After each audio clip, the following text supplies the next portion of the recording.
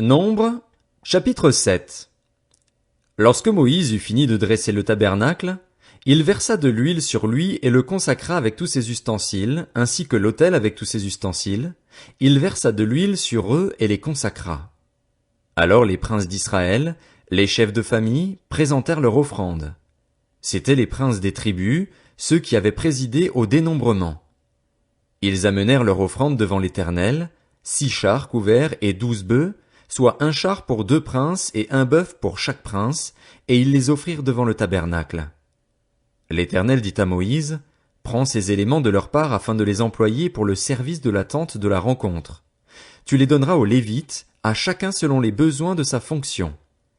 Moïse prit les chars et les bœufs, et il les remit aux Lévites. Il donna 2 chars et 4 bœufs aux descendants de Gershon, selon les besoins de leur fonction. Il donna 4 chars et 8 bœufs aux descendants de Merari, selon les besoins des fonctions qu'ils exerçaient sous la conduite d'Ithamar, le fils du prêtre Aaron. Mais il n'en donna pas aux descendants de Kehath parce que, selon leurs fonctions, ils devaient porter les choses saintes sur les épaules.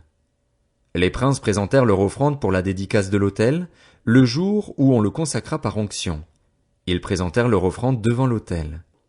L'Éternel dit à Moïse, les princes viendront un à un, et à des jours différents, présenter leur offrande pour la dédicace de l'autel. Celui qui présenta son offrande le premier jour fut Nachshon, fils d'Aminadab, de la tribu de Juda. Il offrit un plat en argent qui pesait 1 kilo et 300 grammes, et un bassin en argent de 700 grammes, d'après la valeur étalon du sanctuaire. Ils étaient tous deux pleins de fleurs de farine pétries à l'huile pour l'offrande. Il offrit aussi une coupe en or qui pesait 100 grammes et était pleine de parfums, un jeune taureau, un bélier et un agneau d'1 an pour l'holocauste, un bouc pour le sacrifice d'expiation et, pour le sacrifice de communion, 2 bœufs, 5 béliers, 5 boucs et 5 agneaux d'1 an.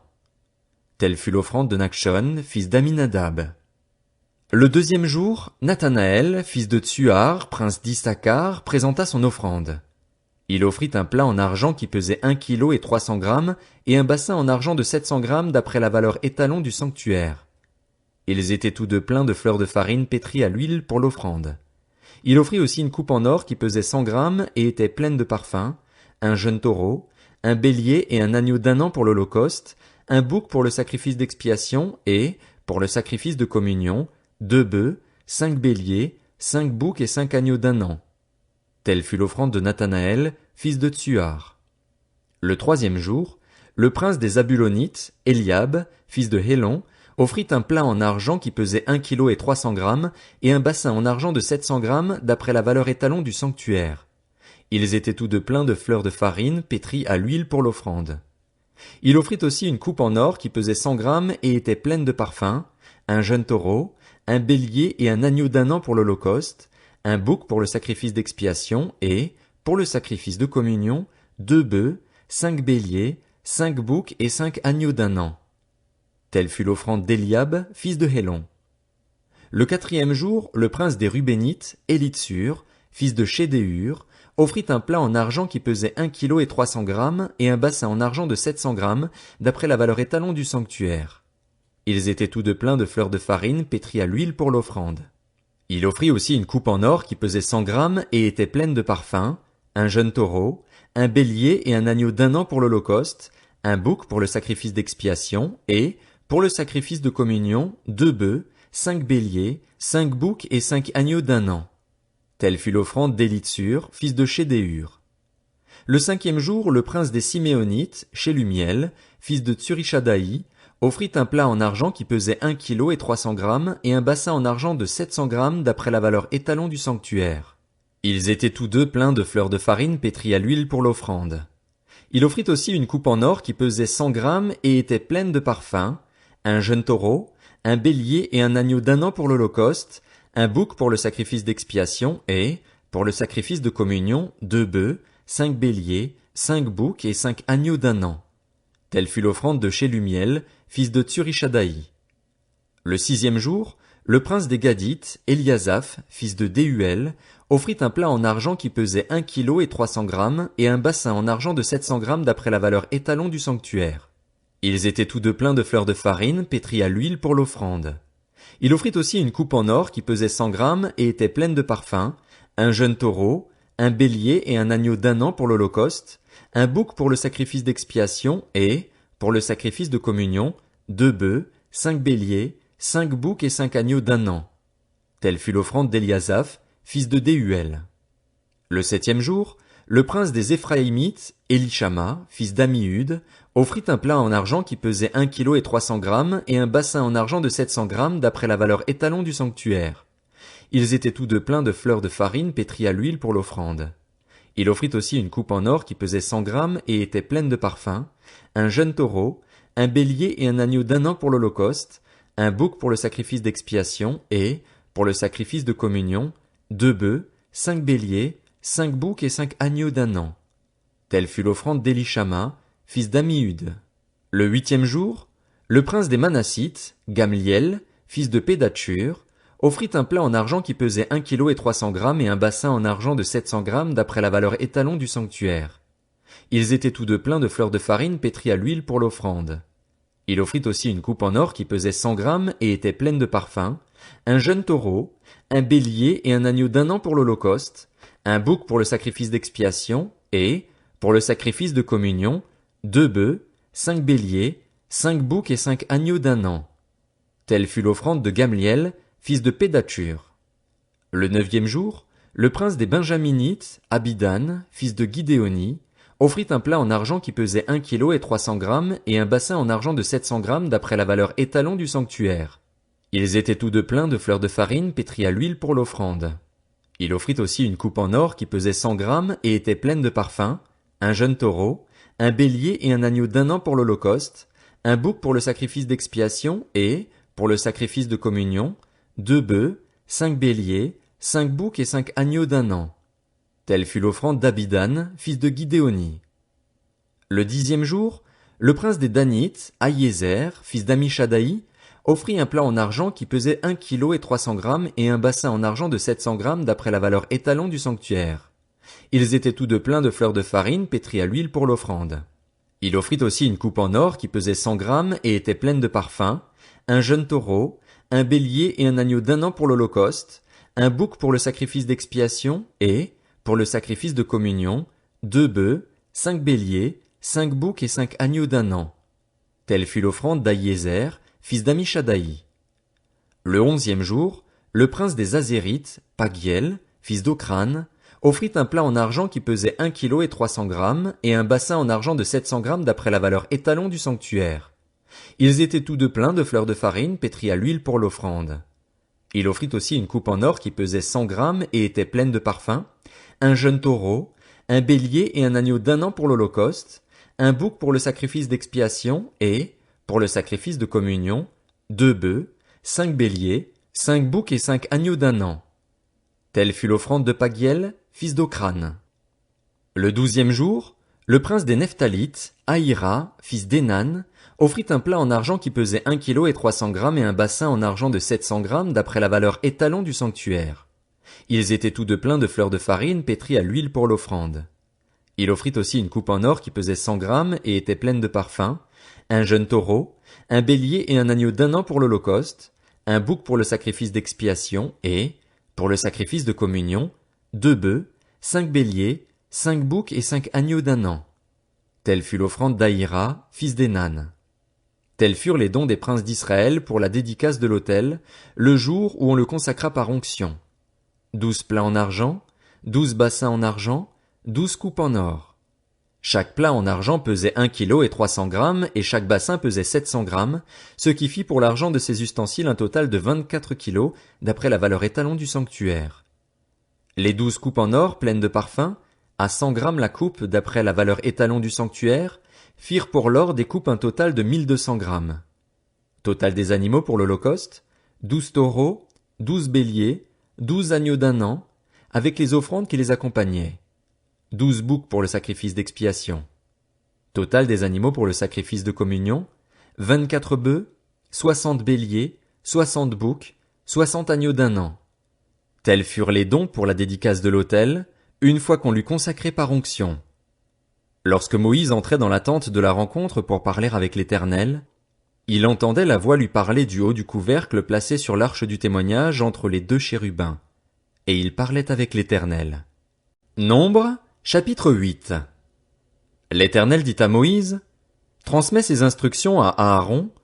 Lorsque tu placeras les lampes sur le chandelier, les 7 lampes devront éclairer en face. C'est ce que fit Aaron. Il plaça les lampes sur le devant du chandelier, comme l'Éternel l'avait ordonné à Moïse. Le chandelier était en or battu. Il était en or battu de son pied à ses fleurs. Moïse avait fait le chandelier d'après le modèle que l'Éternel lui avait montré. L'Éternel dit à Moïse, prends les Lévites du milieu des Israélites et purifie-les. Voici comment tu les purifieras. Asperge-les d'eau expiatoire. Qu'ils fassent passer le rasoir sur tout leur corps, qu'ils lavent leurs vêtements et qu'ils se purifient. Ils prendront ensuite un jeune taureau, avec l'offrande de fleurs de farine pétrie à l'huile qui l'accompagne.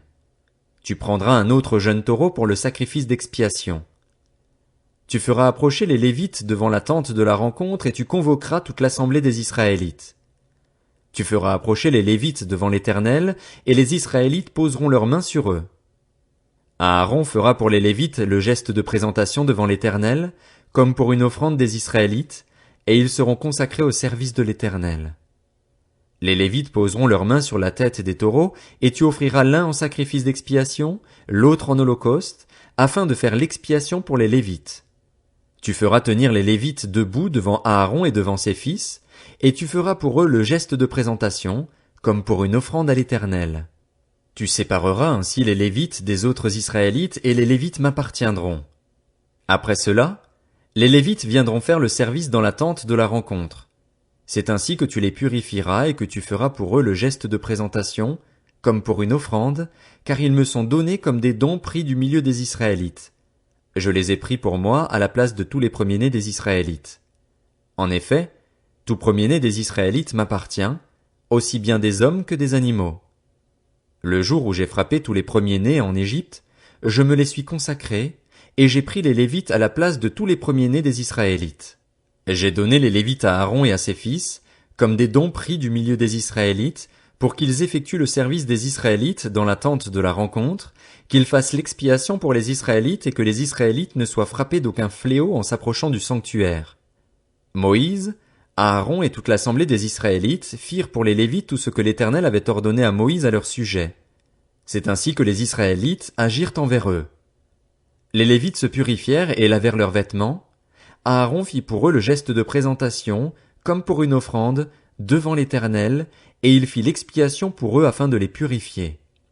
Après cela, les Lévites vinrent faire leur service dans la tente de la rencontre, aux côtés d'Aaron et de ses fils, conformément à ce que l'Éternel avait ordonné à Moïse à leur sujet. C'est ainsi que l'on agit envers eux. L'Éternel dit à Moïse, voici ce qui concerne les Lévites. Dès l'âge de 25 ans, tout Lévite entrera au service de la tente de la rencontre pour y exercer une fonction. Dès l'âge de 50 ans, il quittera sa fonction et ne servira plus. Il aidera ses frères dans la tente de la rencontre pour garder ce qui est confié à leur responsabilité, mais il ne fera plus de service. Voilà comment tu agiras envers les Lévites pour ce qui concerne leur fonction. Nombre, chapitre 9. L'Éternel parla à Moïse dans le désert du Sinaï, le premier mois de la 2e année après leur sortie d'Égypte. Il dit, que les Israélites célèbrent la Pâque au moment fixé. Vous la célébrerez au moment fixé, le 14e jour de ce mois, au coucher du soleil. Vous la célébrerez conformément à toutes les prescriptions et les règles qui s'y rapportent. Moïse ordonna aux Israélites de célébrer la Pâque, et ils célébrèrent la Pâque le 14e jour du premier mois, au coucher du soleil, dans le désert du Sinaï. Les Israélites se conformèrent à tous les ordres que l'Éternel avait donnés à Moïse. Il y eut des hommes qui étaient impurs à cause d'un mort et ne pouvaient donc pas célébrer la Pâque ce jour-là. Ils se présentèrent le jour même devant Moïse et Aaron et dirent à Moïse, « Nous sommes impurs à cause d'un mort. Pourquoi serions-nous privés de présenter au moment fixé l'offrande de l'Éternel parmi les Israélites ?» Moïse leur dit, « Attendez que je sache ce que l'Éternel vous ordonne. » L'Éternel dit à Moïse, « Transmets ces instructions aux Israélites. Si l'un de vous ou de vos descendants est impur à cause d'un mort ou bien est en train d'effectuer un long voyage, il célébrera néanmoins la Pâque en l'honneur de l'Éternel. C'est le 14e jour du 2e mois qu'ils la célébreront, au coucher du soleil. Ils la mangeront avec des pains sans levain et des herbes amères. Ils n'en laisseront rien jusqu'au matin et ils ne briseront aucun de ses os. Ils la célébreront suivant toutes les prescriptions de la Pâque. Si quelqu'un qui est pur et n'est pas en voyage s'abstient de célébrer la Pâque, il sera exclu de son peuple. Cet homme-là supportera les conséquences de son péché parce qu'il n'a pas présenté l'offrande de l'Éternel au moment fixé. Si un étranger en séjour chez vous célèbre la Pâque de l'Éternel, il se conformera aux prescriptions et aux règles de la Pâque. Vous aurez la même prescription pour l'étranger et pour l'Israélite. Le jour où le tabernacle fut dressé, la nuée couvrit le tabernacle, la tente de la rencontre. Depuis le soir jusqu'au matin, elle eut l'apparence d'un feu sur le tabernacle. Cela se passa constamment ainsi, la nuée couvrait le tabernacle, et la nuit elle avait l'apparence d'un feu. Quand la nuée s'élevait au-dessus de la tente, les Israélites partaient. Ils campaient à l'endroit où s'arrêtait la nuée. Les Israélites partaient sur l'ordre de l'Éternel, et ils campaient sur l'ordre de l'Éternel. Ils campaient aussi longtemps que la nuée restait sur le tabernacle. Quand la nuée restait longtemps sur le tabernacle, les Israélites obéissaient au commandement de l'Éternel et ne partaient pas. Quand elle restait peu de jours sur le tabernacle, c'est sur l'ordre de l'Éternel qu'ils campaient et partaient. Si la nuée s'arrêtait du soir au matin et s'élevait le matin, ils repartaient. Si elle s'élevait après un jour et une nuit, ils partaient. Qu'elle s'arrête sur le tabernacle 2 jours, 1 mois ou une année, les Israélites restaient à camper et ne partaient pas, et quand elle s'élevait, ils partaient. C'est sur l'ordre de l'Éternel qu'ils campaient et partaient. Ils obéissaient au commandement de l'Éternel, conformément à l'ordre que l'Éternel avait donné par l'intermédiaire de Moïse.